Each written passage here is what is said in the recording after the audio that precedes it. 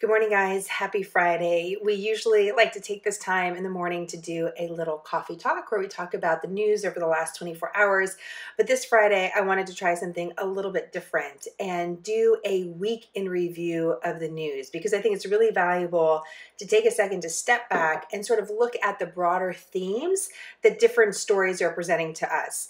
And in that way, we get some real insight into what we're dealing with, not just the play by play, but some of these big questions that as a community or as a country we're trying to answer. And today we're really going to focus on what's going on in America, but this is true when you step back and look at themes all over the world, how you can see different communities connected, really struggling with the same questions about identity. And so one of the things I'm doing this week is we're doing this week in review on Instagram Live. And if you're viewing it later on YouTube, I apologize because you're going to see the video vertically, and hopefully someday we'll have it so it'll be easier to view across different platforms and look a little bit better. But don't worry, we're working on it. We're improving every day. But this week we decided to do it this way and see what you guys think, and we'll go from there. So when I was taking a look at the stories from this week, one of the things that struck me is this question: where do you draw the line?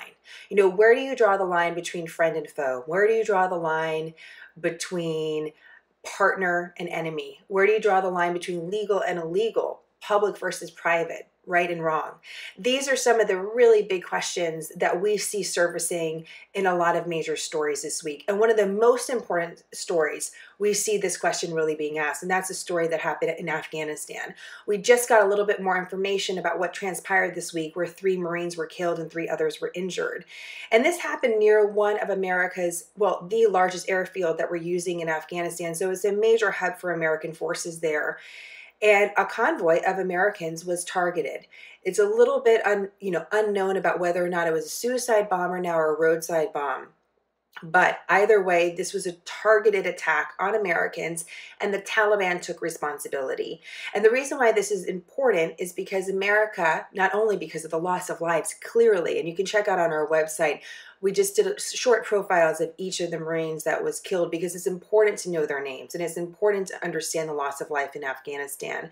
Last year, we lost 13 soldiers in Afghanistan. This year, it's 7. We're not even halfway through the year. And it's important to watch this, not only because of the sacrifice, but because what America is trying to achieve in Afghanistan right now.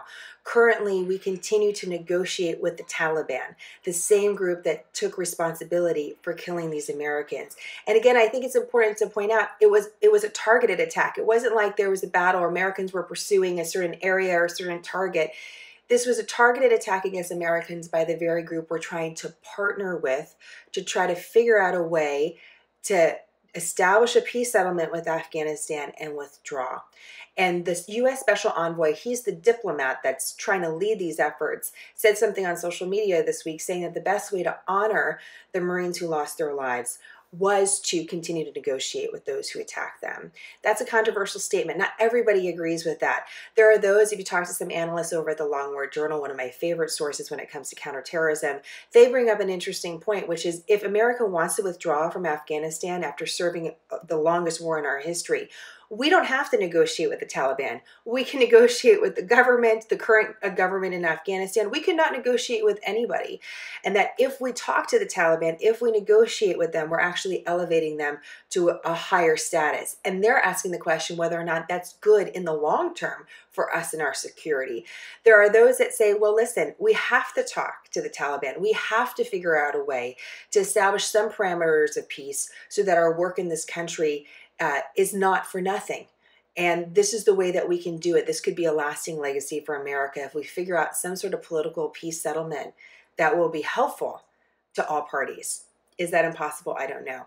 Either way, this is the question. Where do you draw the line between enemy and partner, friend and foe? How do you establish who is the enemy and who is not?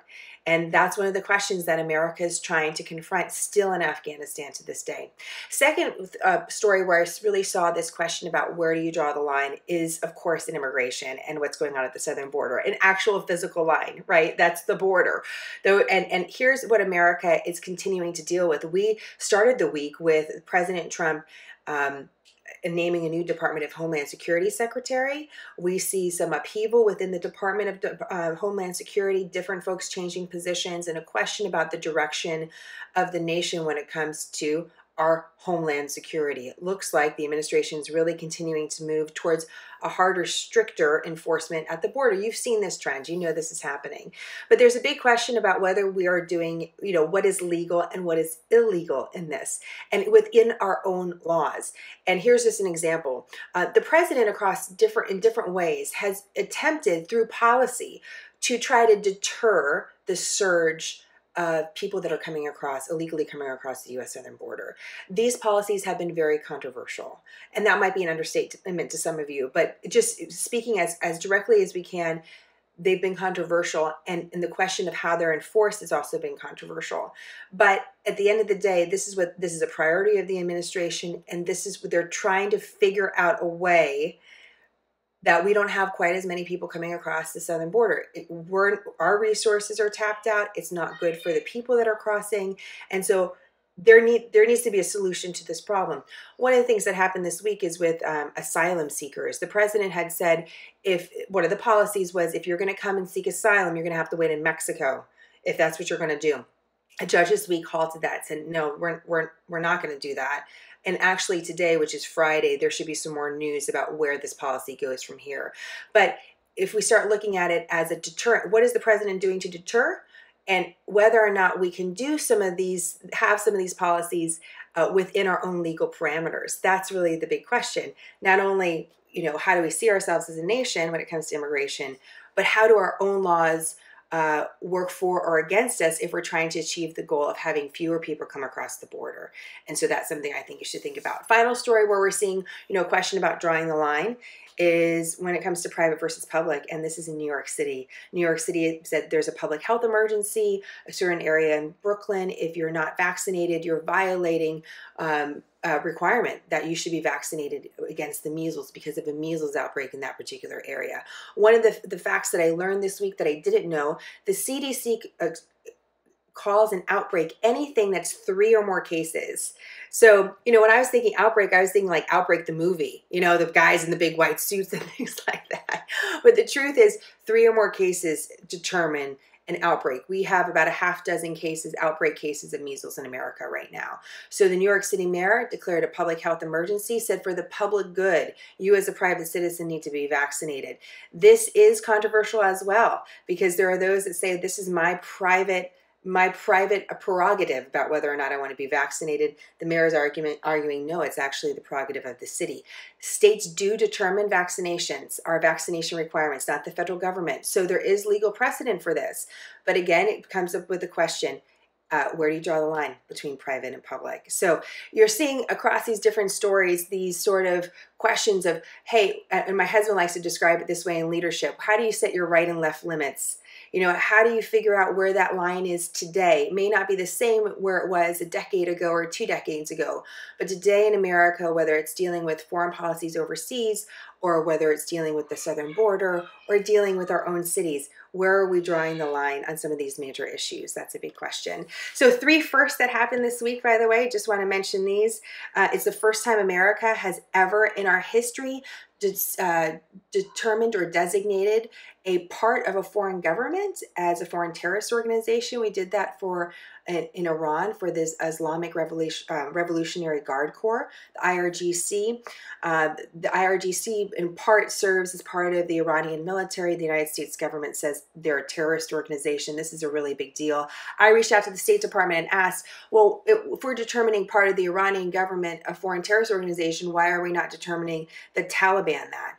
And the State Department did get back to SmartHER News and said, essentially, and I'm paraphrasing here, that they didn't feel they needed those powers to effectively fight against the Taliban. There are those that say there's a political motivation for that. Some analysts say, we don't want to call the Taliban a foreign terrorist organization because it would prevent us from negotiating with them. So just keep that in mind, but that's the State Department's official line to us.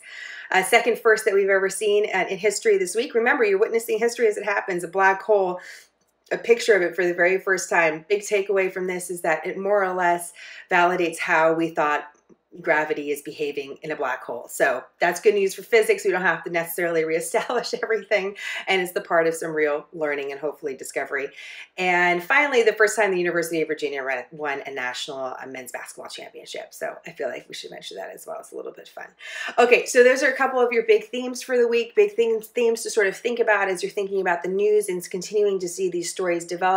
3 firsts in history as well of things that you witnessed this week. So the world has changed, whether or not we feel like it has. It definitely has this week. And we certainly have at SmartHER News. Sometimes it's difficult to draw the line between the end of a week and the start of another. And it sort of runs together. I don't know about you, but I definitely feel that way. But thanks for joining us as well for another week of SmartHER News. We're continuing to look for interesting stories for you to help illuminate the world that we're living in and hopefully providing a service to you that is helpful, because that's what we want you to feel. We want you to feel smarter by the news and less aggravated. I think that's a goal that all of us can agree on. Cheers. Have a great weekend, guys. We'll be back next week. And if you haven't done so already, sign up for our newsletter. You just go to smarternews.com. You put in your email. We only send about 3 emails a month. I really don't use it as a weekly or even anything daily. I don't want to bombard you. We all have enough emails in our life, but it's a way that hopefully you can get a recap in the news and a little something extra from SmartHER News when you're, relaxing over the weekend with your cup of coffee, which I hope you get a chance to do. All right, guys, have a great day, and I'll talk to you later.